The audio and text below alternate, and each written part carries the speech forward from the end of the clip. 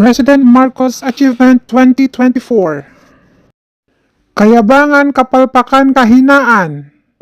Continuing to strengthen our defensive posture, both through developing self-reliance and through partnerships with like-minded states.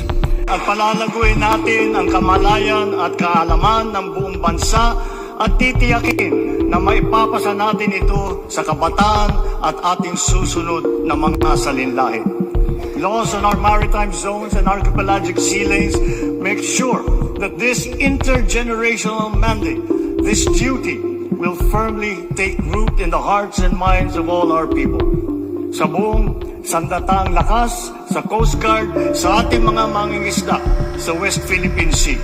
Nakalipas na taon, higit 100 milyong kilo ng mga sari-saring binhi, suwi at pataba nang ipinamahagi sa mga magsasaka. Binuksan naman natin muli sa publiko ang PNR Bicol Line na may habang 100 kilometro mula Naga hanggang sa Legazpi. Gayon din, tuloy ang pagpaganda ng ating mga paliparan at ang ating mga daungan para sa ikaginahawa ng ating mga manlalakbay. Unang-una na rito ang paliparan ng Maynila. Sa pangangasiwa ng pribadong sektor, inaasahang gaganda ang itsura at serbisyo nito sa mga susunod na taon. Soon, it will be capable of accommodating 48 flights per hour, servicing our ever-increasing local and international flight routes, and catering to more than 62 million passengers every year. More than 70 airports and seaport development projects across the country have now been completed, and another 350 ongoing projects are set to be completed by the year 2028. Magkakaroon ng water service interaction sa NAIA Terminal 3 ngayong araw.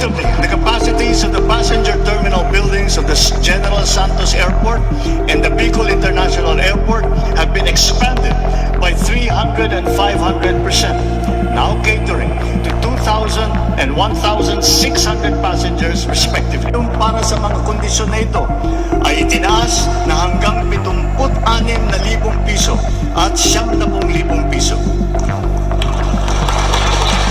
Upang mapaigting pa ang paglaban natin sa kanser, tinaasan ng PhilHealth ng mahigit 1,000% ang benepisyo para sa pagpagamot ng breast cancer. On the fight against dangerous drugs, our bloodless war on dangerous drugs adheres and will continue to adhere to the established 8 E's of an effective anti-illegal drug strategy. Extermination was never one of them.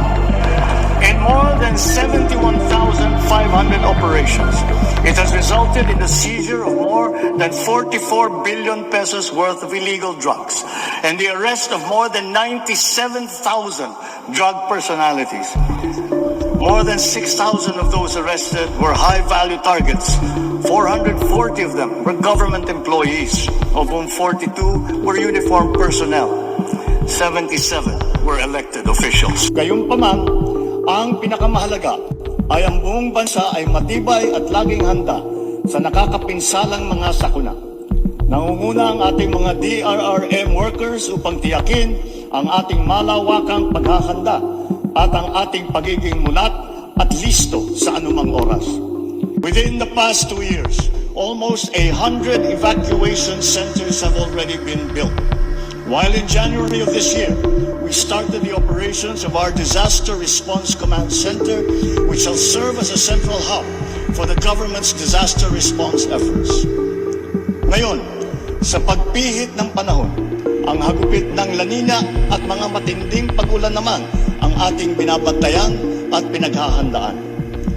Mahigit 5,500 flood control project ang natapos na at marami pang iba ang kasalukuyang ginagawa sa buong bansa.